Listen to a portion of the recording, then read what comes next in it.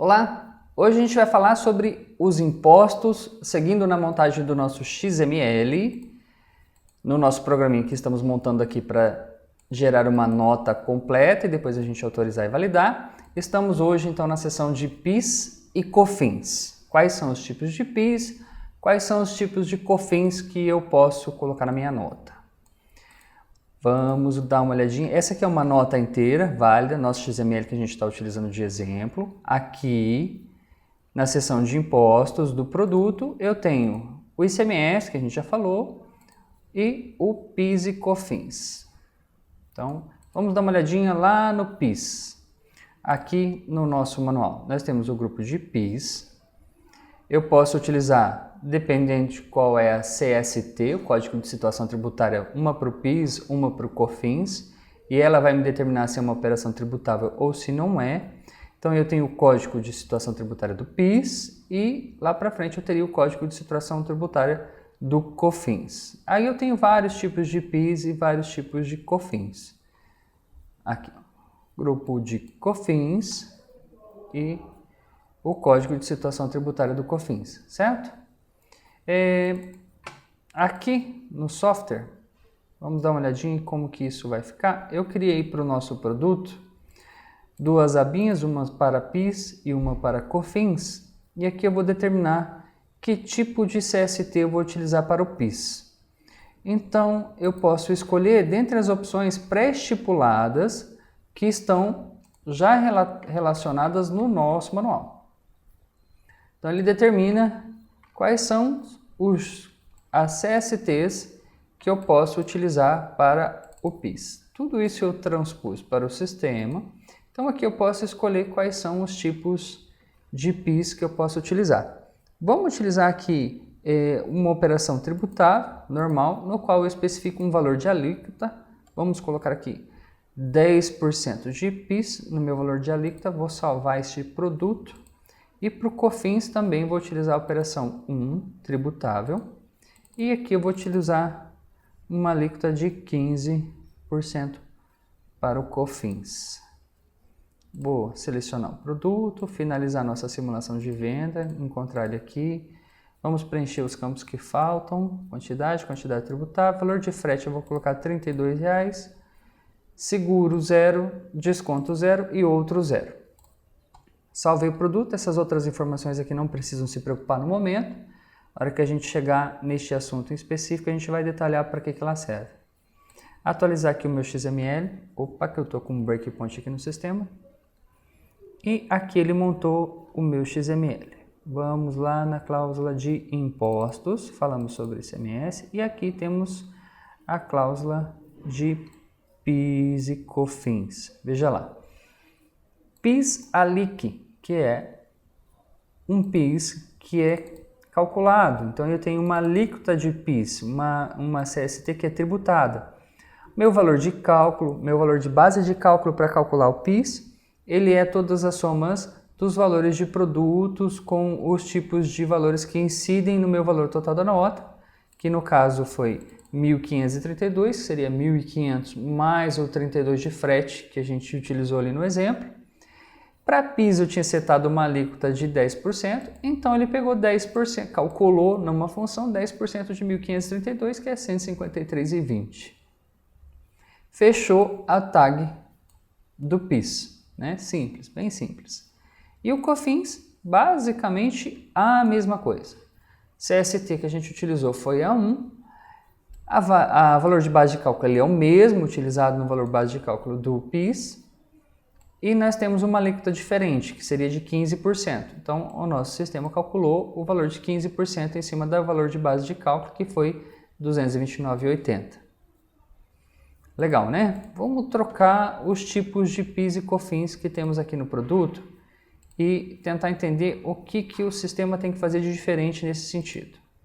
Vamos escolher aqui uma ação isenta da contribuição, tá? Então, eu coloquei um CST 7 para PIS. Vou salvar, vou escolher aqui o meu produto, atualizar o meu XML, vamos tirar já esse breakpoint daqui e vamos lá na cláusula de imposto. Olha só, temos aqui PIS e COFINS.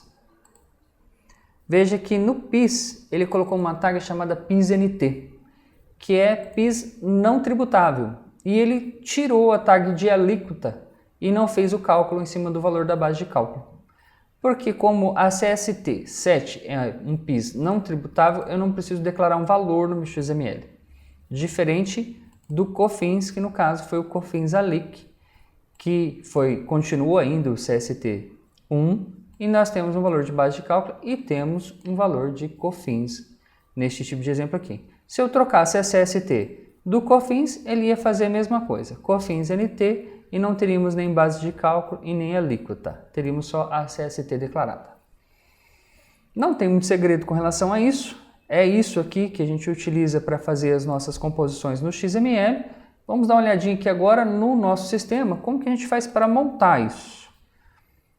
Então, aqui na minha seção do fonte, só para mostrar para vocês que eu tenho a nossa telinha, eu clico no botão finalizar, ele abre um formzinho de venda, vamos clicar aqui e mostrar lá. Ele abre um formzinho de venda, form show, então eu tenho o formzinho aqui, e quando eu clico em atualizar XML, ele vem mandando os valores de edit para as variáveis internas, e eu criei uma funçãozinha chamada atualiza XML. Dentro dessa função atualiza XML, eu tenho as seções dos XML diferenciados por função. Hoje a gente ainda está calculando os impostos dos produtos. Então lá dentro da cláusula produtos, eu vou verificar os valores que estão no meu banco de dados, já salvo, mandando para os meus nós de XML. E aqui embaixo eu tenho mais seções para calcular cada tipo de imposto. Hoje a gente está vendo o PIS, então vamos entrar aqui na seção do PIS. Então aqui é o meu nó de XML mandando para o PIS. Aqui eu verifico as informações salvas no meu banco de dados. Se ele é diferente de vazio, eu pego a informação que está no meu banco de dados tratada e coloco na minha variável.